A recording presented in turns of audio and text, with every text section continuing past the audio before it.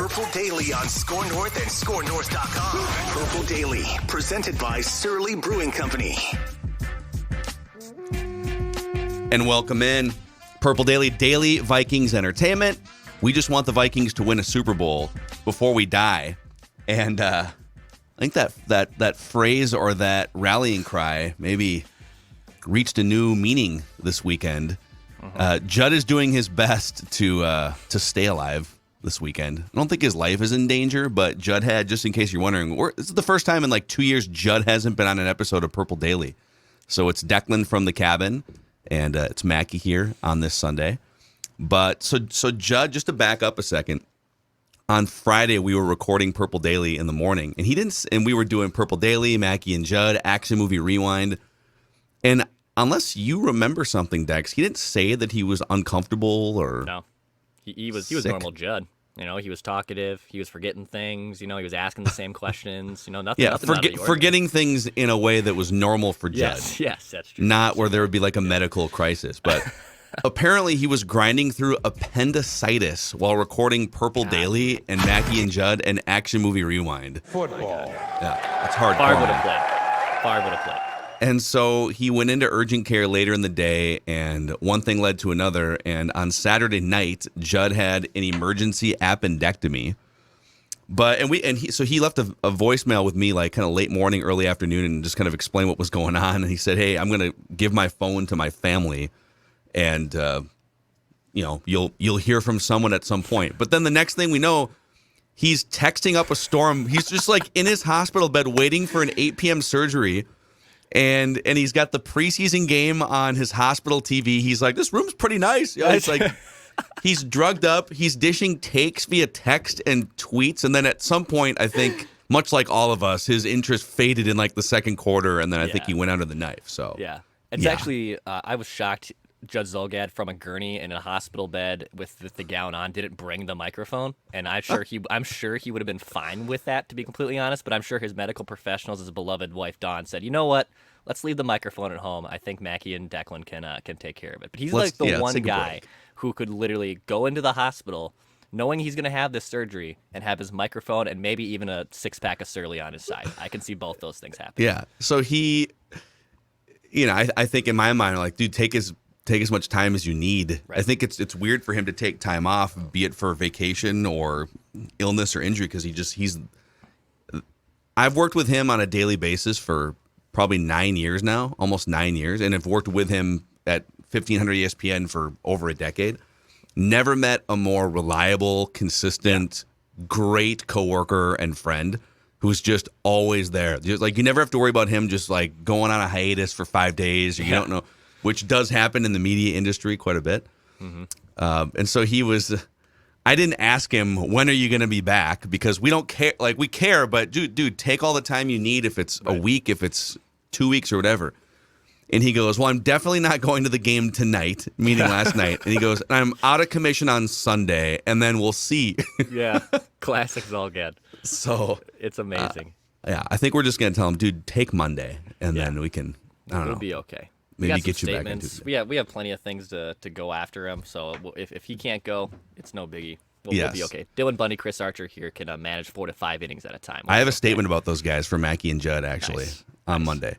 So this is Purple Daily, daily Vikings entertainment, and the show is presented by our friends at TCL. No matter what you watch, TCL has award-winning TVs for any budget, any space, all with stunning picture quality. And TCL makes more than just TVs. They offer mobile products, audio devices, home appliances. TCL bring you joy and simplicity through innovative technology, TCL.com. Also, a shout-out to our friends at Surly. So last night was the first Vikings home game with the Before I Die tall boy cans inside U.S. Bank Stadium.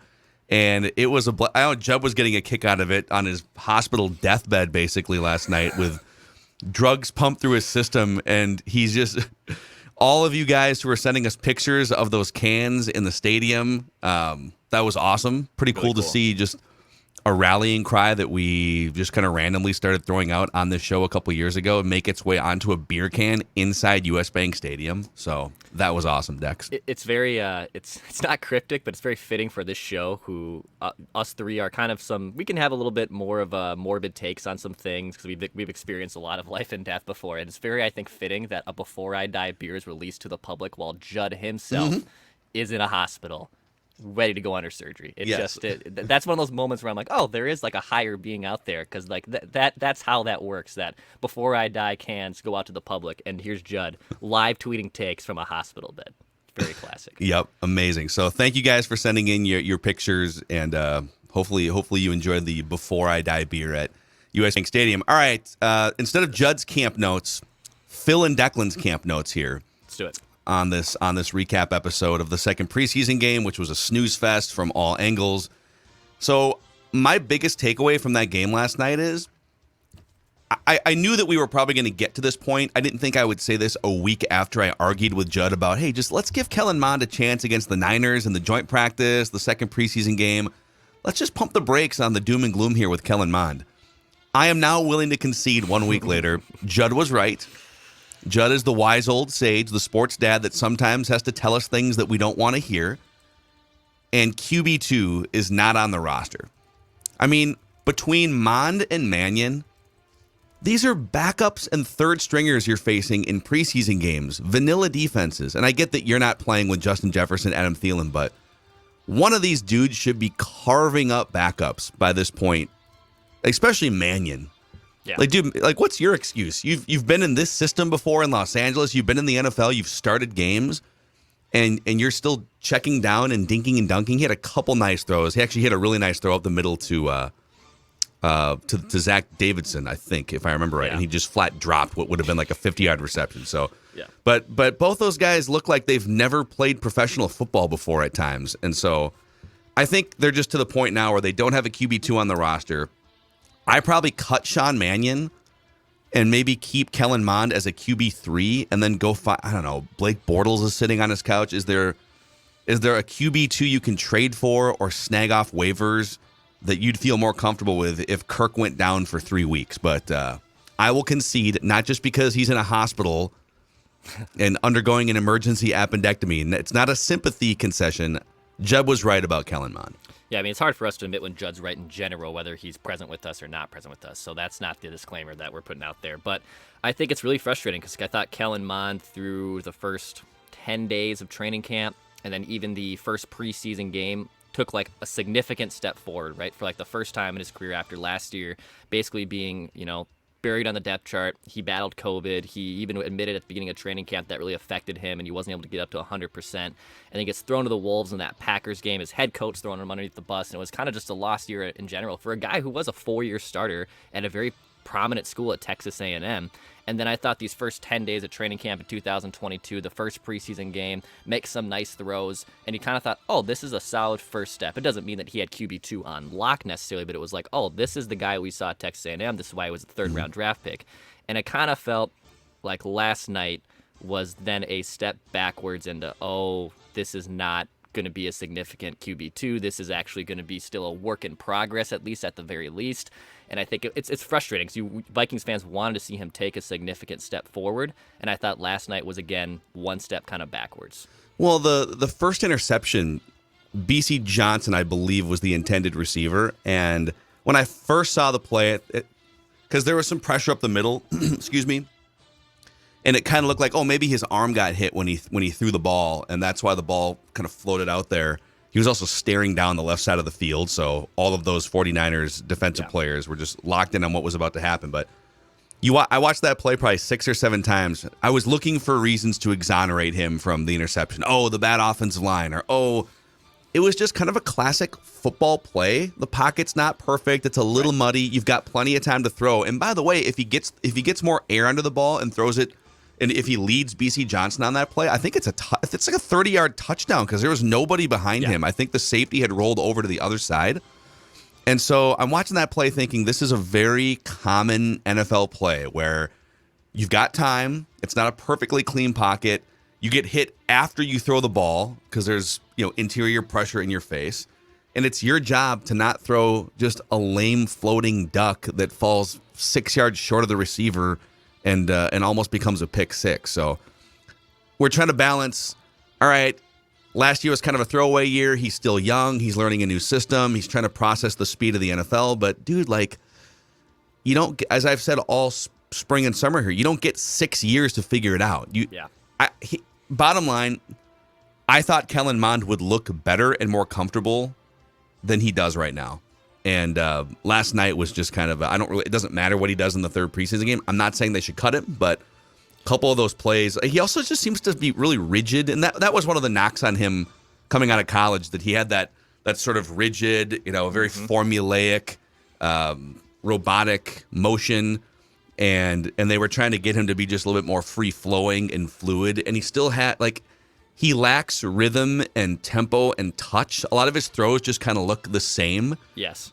And I just don't know how you're going to fix all of that in this short of time to be a reliable QB2 going into the season. So in my amateur quarterback, scouting there, there was a lot of, unfortunately, Uncle Rico vibes. Like, he literally looked like he was just, floating everything and just putting touch on everything, and there was no zip. Like, there was no power behind any of those throws. And, yeah, I remember when we first kind of broke down that draft pick now like almost 18 months ago when he was taken in the 2021 draft, that, yeah, he was a Jimbo Fisher quarterback. He likes those kind of, very almost robotic type of QBs that work well in college but not necessarily translate to the pros. And I thought yesterday, outside of the one pass where he rolled out and evaded pressure, and I don't know if he hit Ihmir Smith-Marsette or BC Johnson, but it was a nice play, right? Like, he evaded pressure, delivered a dart down the field, and was like, oh, okay, that's a solid throw. Outside of that, outside of his other 14 pass attempts, it was rough. It was just rough. And the speed, too, it looks like, and Mannion's kind of in this grouping too, but when I watch Mond and kind of Mannion, when I was in high school and early college, I would play that NCAA video game for the football game for PlayStation. Yeah. I got really into that video game in the late 90s, early 2000s. I think who was the Carson Palmer was on the cover of the 03 version. That was that's the year that I played a bunch of dynasties and stuff. And so what I would do on that game to challenge myself is I would play it on the hardest level, and I would pick one of the worst teams in college football and start a dynasty. So I'd be playing on whatever the highest level is as Tulane with all of their crappy 2-star players. Bowling Green. Or pick the worst team in the Pac-12 or something, like Oregon State or whoever. Yeah, Bowling Green, and try and work your way up the ladder. That's what it feels like when I'm watching Mond and Mannion play preseason games. That, okay, they've put the game on the hardest possible setting, and they are like a 2-star recruit, unable to evade pressure, unable to sort of process what's happening on the second and third level. So I don't know, man. And if you're Mannion, dude, how many more preseason games and practices and full speed regular season NFL games do you need to look more competent? Sean Mannion should be carving up backups in the preseason at this point in his career if he's a real QB2. Yeah. And if they really need someone in that room that Kirk Cousins likes and can help dissect film and all these things, I would argue he has that in his head coach now. That was a valid argument when Mike Zimmer was the head coach and they had a 34-year-old first-time offensive coordinator in Clint Kubiak, and Cousins is probably looking around saying, all right, I need some partner in crime in this film room that I can bounce some ideas off of. Well, his head coach should be that guy now. Right. Wes Phillips should be that guy now. So to me, that's not an excuse to keep Mannion on this roster if he can't play. And I think when you look at viable backup quarterbacks right now, they're all guys who have had experience starting numerous games. Case Keenum has now carved out a career as being a backup quarterback, but he started, outside of 2017 before that, he started a dozen and a half games for other teams. And Sean Mannion has started 2 games, and both of them have been essentially throwaway week 17 situations. Well, last year was like, hey, the playoffs are on the line. Yeah. Couldn't move the football. He was thrown to the wolves for that one, and it just seems like if you're going to be a legitimate backup quarterback, and this kind of goes back for a long time, it's guys that were probably failed starters out of the gate and then kind of carved out a nice little niche role of being a backup QB. I mean, Joe Flacco is going to start for the Jets after being a Super Bowl winning quarterback and has been a backup guy for the last 3 or 4 years. Sean Mannion's been in the league for 7 years. He's made 2 to 3 starts, mostly one out of desperation, but it just seems like they haven't been able to figure out a guy who can be a reliable backup. And that's why if I'm Kevin O'Connell and the staff, and I think reporters kind of hinted at this in the post game, reading between the lines, that they probably are now more open to the idea of finding a backup quarterback than they were looking at the ones that were on the internal roster in Mannion and Mond. Yeah. And now it's kind of like, well, what do we do? We're 3 weeks from today, I believe, is the season opener. How quickly can we get one? How acclimated can he get to the system? And is it worth, parting with a day 3, maybe even day 2 pick to get one? Yep. And I would even say, I don't know that they need to know the system right away, because Kirk's going to be healthy for week 1. It would be a freak thing if he went down in week 2 or week 3. But Sean Mannion knows the system really well. If he got into an actual game, they'd have no chance to score points. So give me a more talented quarterback with just like faster processing speed and someone who has a chance to do. And I'm not saying that someone has to step in and go 4-0. Didn't Teddy Bridgewater go like 5-0 or 6-0 when Drew Brees went down a couple years ago? I don't even need that. Mm-hmm. I just need, if Kirk's going to go down for a month, can you win one game? Yep. And I don't know. I certainly don't trust Mannion to do that. And after watching more of Mond, I don't trust him to win a game in the regular season either. I think last thing, too, on the processing thing is it legitimate that quarterbacks have to know it for a long time, or is it a Sam Bradford situation who gets off here on the street and then in 10 days later is literally carving up the Green Bay Packers defense in the first home game at US Bank Stadium? So, like, is it processing? To your point, Mannion's been processing it for 4 years, and he hasn't been able to take a significant step forward talent-wise. So how much do we maybe even also overrate the fact that, oh, well, if, they trade for XYZ backup QB, he's going to have to learn the playbook? Well, if he's like a legitimate quarterback who has been there and done that for, off my main point of a failed starter who has started games before, he probably can step in, and then it's only an break the glass in case of an emergency situation if that guy has to play significant time. Yeah, I trust Blake Bortles off of his couch to give the Vikings a better chance in a week 5 pinch than I do either one of these guys at this point. All right, let's go through some of our positives from an ugly game last night. I'll throw one out here. Ty McGill continues to flash and force the Vikings to keep him on the 53-man roster. So he had a sack on a great spin move early in the second quarter, and then I think it was later on in that same quarter he had a drive-ending sack that forced a turnover on downs. The 49ers broadcast, which I had access to both, and I was kind of going back and forth on my computer, and the 49ers broadcast referred to him at one point as short, quick, and thick, which is exactly what he is. He's short, quick, and thick. Now, there's some people that are asking, hey, is he making a case for Mr. Mankato? Unfortunately, T.Y. McGill is not eligible for Mr. Mankato because he is an established NFL player who's played over 1,000 career snaps. He's like 29 years old. Here is a list of teams throughout his journey. Now, some of these are duplicate stops, but this is incredible. So I believe he was an undrafted free agent in 2015 signed by the Seattle Seahawks. Off-season / practice squad member only. And then he spent 2 years with the Colts, then the Browns in 2017, and then the Chiefs, Chargers, Eagles, back to the Chargers in 2018, Washington in 2019, and then back to the Chargers, over to the Saints in 2019. Then he was with the Eagles for 2020-21 for a partial season, and then Washington football team for part of 2021. And now he's been with the Vikings here. I think he was maybe part of last year's offseason, but for sure knocking on the door. So this dude has literally been with half the teams in the NFL, age 29, and he looks fantastic so far in the preseason. Yeah, you gotta kind of like parse it as, is this a veteran who just like showing up against 2s and 3s and is solid, or is he just a good guy to have around either the locker room or a good guy to have on your depth chart in case, again, if injuries start to pile up at that position? But yeah, he's been legitimately like he was probably the most noticeable player, I thought, yesterday in the second preseason game. I think another positive for me in the game was, again, I thought Ty Chandler took another step forward. Like, this dude is pretty damn good and kind of making the case that, hey, for two things. Number one, you can find good running backs on day 2 and 3 of the draft. Don't really waste a day 1 pick on it. and two, it kind of makes Alexander Madison look expendable.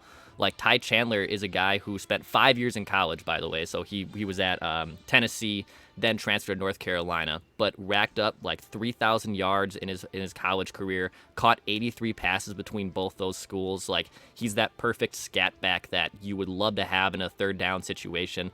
And by the way, like, Kane Nwangwu is supposed to be the real third round, third guy in the depth chart in your running back room. I would feel much more comfortable with Ty Chandler and Kane getting creative. And the funny part is we keep talking about, the depth on their running back position. Their RB1 is Dalvin Cook. Like, I think Ben Lieber kind of hinted at, like, we've been talking all about the passing game and what is Kevin O'Connell going to do on the broadcast yesterday. But they also have Dalvin Cook, who is legitimately a top 3 running back in the NFL. That makes life a lot easier. But, man, I think coming up with packages for Nwangwu and Ty Chandler in the regular season, I mean, I know Madison got some run yesterday because he didn't play in the first preseason game. But I would rather roll with Chandler and Nwangwu behind Dalvin Cook and getting creative with offensive play. That's what I'd rather see. Yeah, I had in my notes, too, just some really good stuff in the red zone toward the end of the first half. And there was the sequence where you had the great crossing route by Ihmir Smith-Marsette coming across the middle. And it was a great illustration of the type of play designs you're going to see, and getting a guy like Ihmir Smith-Marsette, who's one of the fastest players on the team, out in open space. You can envision Justin Jefferson running that route, or KJ Osborne as well. And he gets inside the 5-yard line on that play, setting up Ty Chandler, who basically pushed the pile into the end zone for a touchdown. Mm-hmm. So, yeah, it's just a couple really intriguing young skill position players on display toward the end of that first half. We have PFF grade that just came out, just went live during this podcast, too. So let me pull up the pass rush on defense. So Ty McGill was the number 1 graded player among pass rushers yesterday, including interior, exterior defensive linemen, linebackers. He had 6 total pressures and then the 2 sacks that we already talked about. So I think that gives him 8 total pressures through the first 2 preseason games. Patrick Jones also flashed a couple times. He was credited with 1 sack and 3 total pressures. So nice little preseason continues for Patrick Jones. And Luigi Villain with didn't he have the fumble recovery? I would argue that the Vikings may have committed an offsides penalty on that play, but that was offsides. Whatever, who cares? It's a preseason game. It should have easily been a scoop and score too. Like, I have no idea why the dude just continued up the seam. Was like, man, if he rolls out to the right, he's gonna take that 9. Right, like you're trying to outrun guards, dude. Just in a tight end or something. Okay, quarterback grades from last night. So Kellen Mond in the first week of preseason games was the 2nd highest graded quarterback of all quarterbacks across the entire league. He was atrocious in this game, according to Pro Football Focus and all of our eyes. So he had a 40.5 overall grade out of 100, which, again, is unplayably bad. It matches exactly what we thought we saw with our eyes.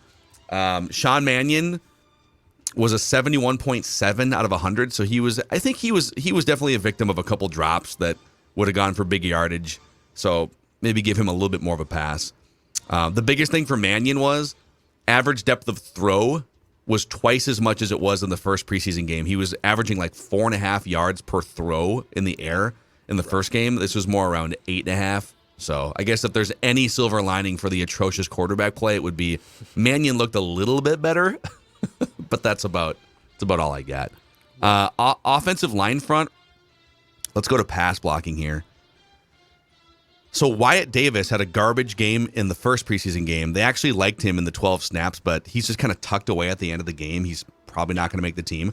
No. I would say the headline here is Austin Schlottman was the 2nd highest graded offensive lineman in pass protection for the Vikings yesterday, which is an interesting development. Garrett Bradbury did not play. Schlottman, I think some of it's due to just lack of depth. Chris Reed's been kind of banged up and not great at the center quarterback exchange, but Schlottman is very solidly the backup center right now, and maybe has a chance to knock on the door. I don't know if it's a week 1 thing, but has a chance to push Garrett Bradbury for the starting center spot, and he was really good last night.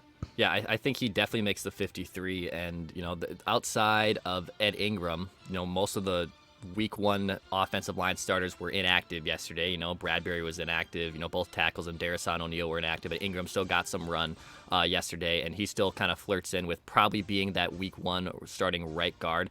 But Schlottmann, I think, makes things a little interesting here. Yes, Garrett Bradbury is the presumed week one starter. He's going to get every chance he can, but if Schlottmann continues to impress, he's going to start breathing down his neck. I mean, they pulled a plug on Garrett Bradbury last year when he got hurt, and then was it Mason Storm who was the guy? Not Mason Storm. Storm is from the early '90s Steven Seagal movie. Yeah, Mason, Hard to Kill.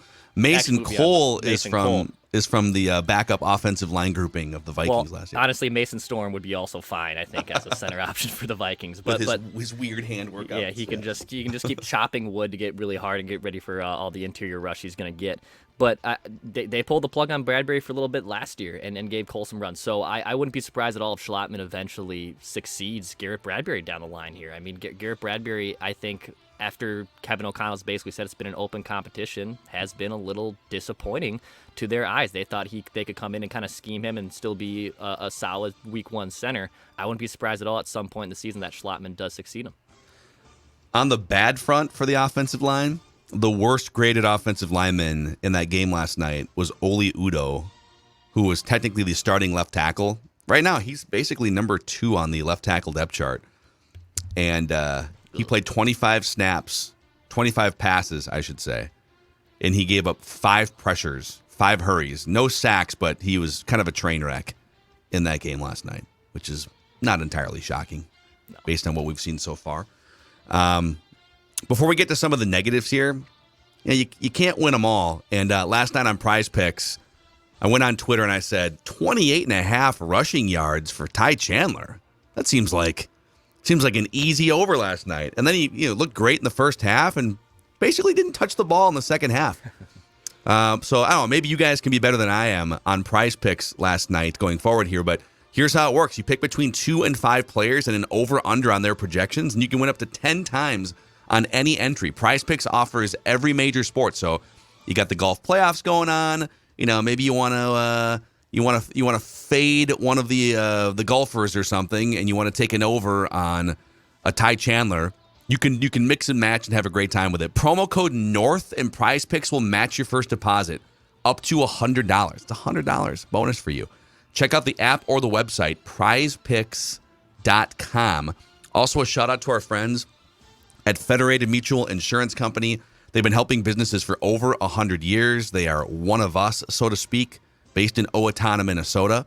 And Federated's history is rich with innovative, committed people guided by a core set of principles that they apply to your business in all of their communication.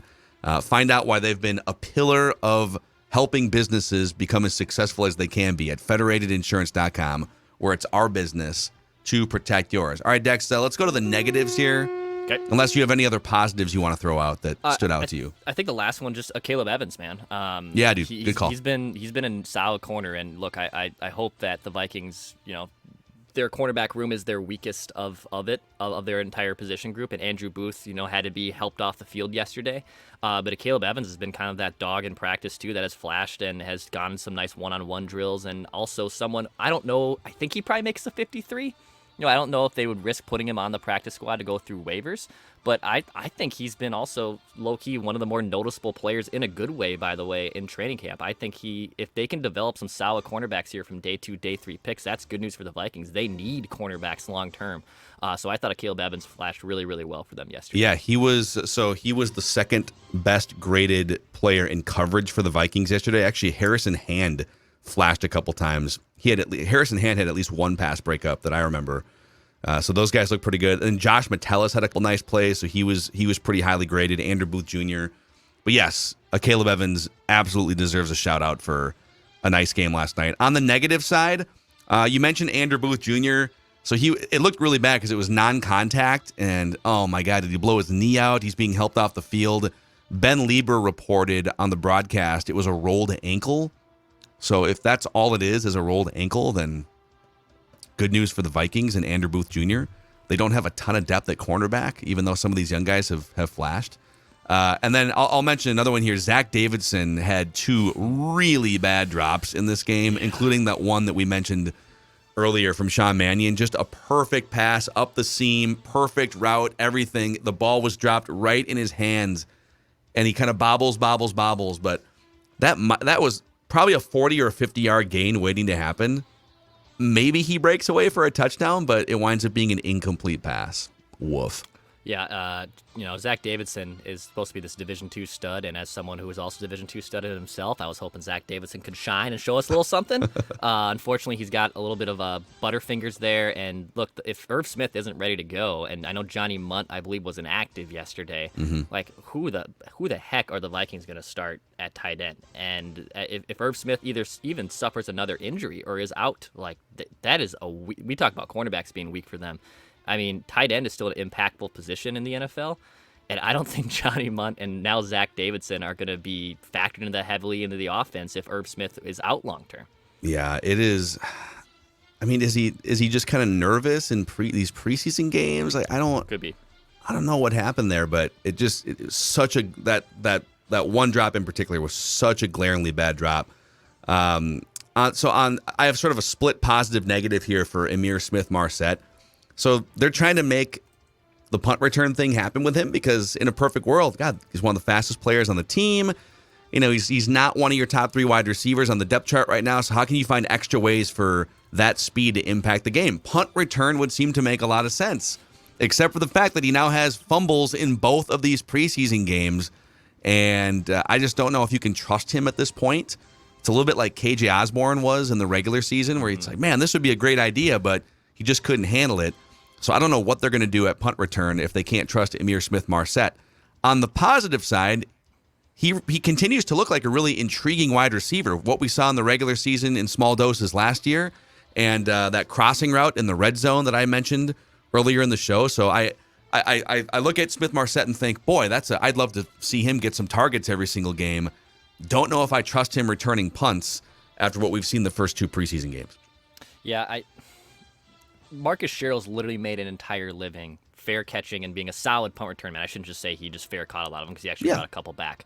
The Vikings have been looking for someone to be just a viable punt return option for them since Sherrill's walked away from the NFL. And what was it in 2020 when they had, no joke, like 70 yards total in punt return yards? I forget what it was, but it was like comically low. And to be honest, I do want the Bobby Wade back there. I want the dude to just wave his hands, grab that ball, and let the offense go. I don't need to get the special teams going unless you have Devin Hester. Like, no one really has made an entire career being a legitimate punt return threat. So if they can find someone that can just wave his damn hand, catch the ball, don't muff it, get the offense on the field so you don't basically give the ball away, that's all I can ask for. And I don't know if Ihmir Smith-Marsette's going to be that guy for them. Well, I did see Chris Thomason from the Pioneer Press tweet out that D.D. Westbrook remains a free agent, and he did return 22 punts for 183 yards last year for the Vikings. He's not the most explosive guy. Earlier in his career, he was actually a fairly explosive punt returner, but yeah, I mean, they need someone first and foremost that can just feel comfortable catching the ball and not fumbling. That's all I can ask for. So we'll see. With 3 weeks to go until the regular season. So any final thoughts from you from the cabin here on the second atrocious preseason game? I hope the Vikings can find a viable backup quarterback option. I would love for Kellen Mond to still stick around on this roster. It's not worth just punting away from him. I am down with getting rid of Sean Mannion. I don't think it's worth with him occupying a 53-man roster spot at this point. But trying to find a legitimate, viable backup QB that if Kirk, who is an Iron Man, doesn't miss time, has to miss time, I feel comfortable that quarterback can step in and win a game.